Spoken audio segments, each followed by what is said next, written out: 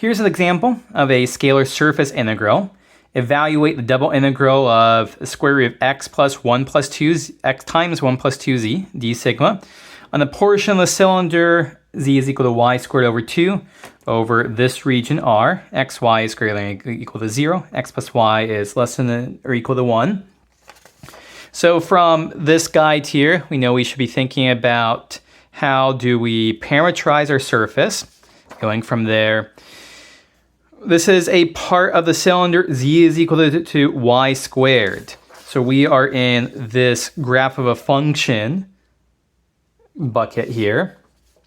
So what is our R of xy in this case?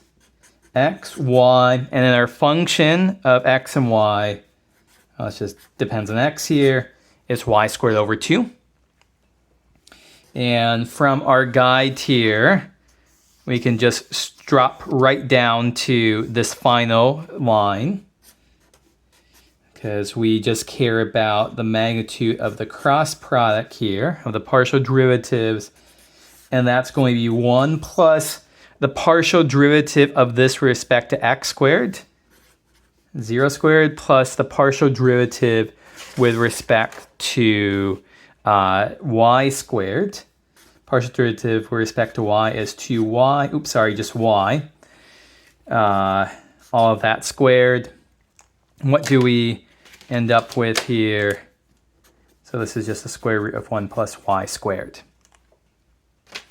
Okay, so at this point then, okay, this is going to equal the double integral over, let's see here, x and y are both greater than or equal to 0. X plus y is less than or equal to 1. So we are integrating over this region right here. Okay, so we have square root, I'll put in the bounds in just a moment. Let's set up the integrand first and see if we can decide which order to put the bounds in.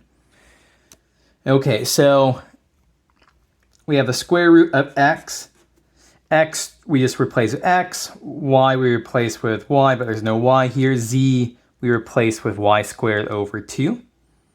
So x times 1 plus 2 times y squared over 2 is just square root of 1 plus y squared times, so here is where we are throwing in our factor of the magnitude of the cross product here.